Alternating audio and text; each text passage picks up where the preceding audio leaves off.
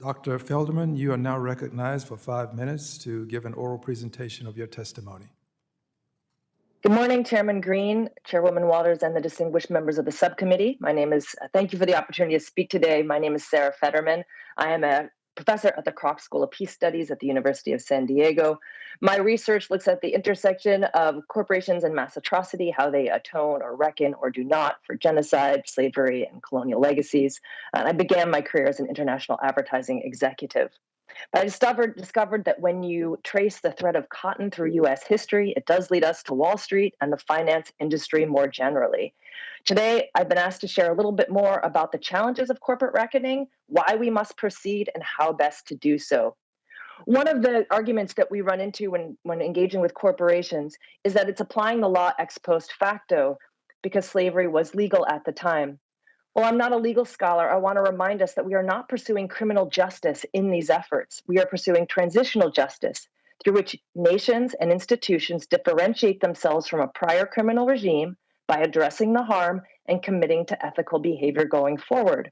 Most financial institutions that profited from slavery have not yet done this work. We also hear, rightly so, that we're all beneficiaries of cotton capitalism and plantation agriculture. So why focus on the banks? So here I underscore another prior point that, yes, this will require government and taxpayer participation, but corporate as well. Another argument is that many businesses profited from slavery, both in the North and in the South. Look at Lehman Brothers. Companies have folded, most have folded. So is it fair today to only hold the surviving enterprises accountable? To this I say, when legacy companies continue to profit from their heritage brand and strength due to ill-gotten gains, but do not participate in the reckoning work, they continue their complicity with the prior regime. All institutions with these ties want to commit to transparency, relevant institutional reform, and to work with the affected communities.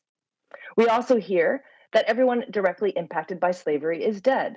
Those here today and many others have detailed the legacies of slavery in the present. My written testimony, offers some of these sources. Another argument we hear is why punish today's executives, employees, and shareholders for the ill deeds of the past. First, I would like us not to use the word punish because this is about addressing the harm, not focusing on punishment, so a more restorative frame. But beyond that, leaders of all institutions inherit the problems of their predecessors.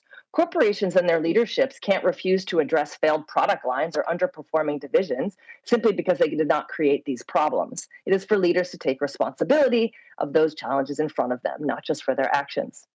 Let's say corporations contribute to a fund like the German corporations did. How best to distribute the money? I do want to say that descendants and policymakers will never reach a consensus. When I interviewed Baltimore students and families, some wanted a check, others worried the money would disappear, some didn't want money from white people at all, and others were concerned that compensation would be a way to shut Black Americans up without sharing power or actually challenging discrimination. So how best to proceed? Many people know what to do.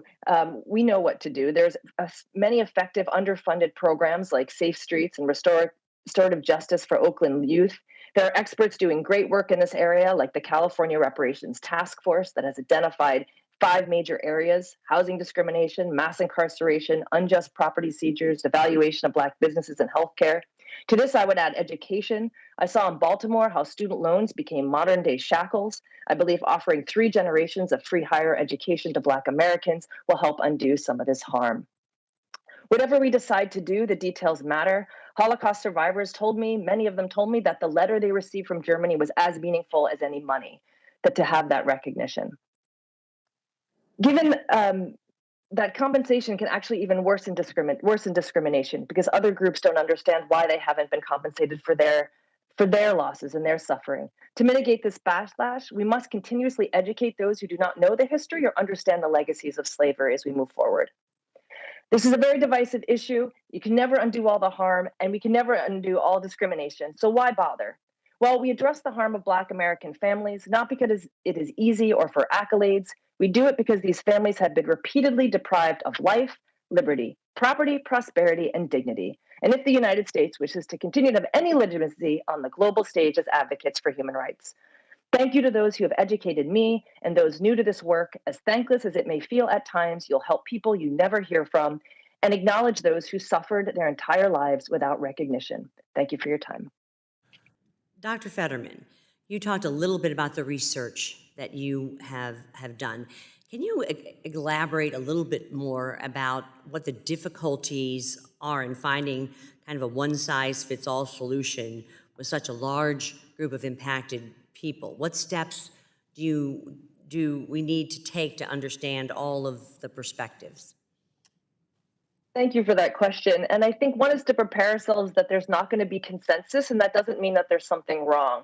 As we move forward in working with affected communities, for example, and Dr. Rockman talked about Brown Brothers Harriman, but that's from the Alexander Brown and Son family, which is based originally out of Baltimore. There's so much to do in Baltimore that the banks could work together in that area, those institutions that are legacy institutions, to just address what's happening in Baltimore. So there's a lot of local level activities that can be done.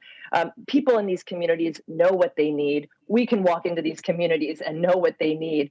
So it's not terribly mysterious, but I think we're going to want to look at a plan that includes the housing. And in the wake of George Floyd, when we saw a lot of American financial institutions give money for racial equity, they often did it in the form of loans that they could profit from. And I think it's very important as we engage these corporations going forward that we're talking about grants, housing grants, student loan grants as well, not just more loans because people are so buried into debt. So I think we want to engage continuously with affected communities, have these conversations with them about what they need, support those organizations that have proved to be effective, that are simply underfunded. And then there may be a conversation about like whether people should be getting checks. I mean, that's going to be a conversation for the nation to have as well.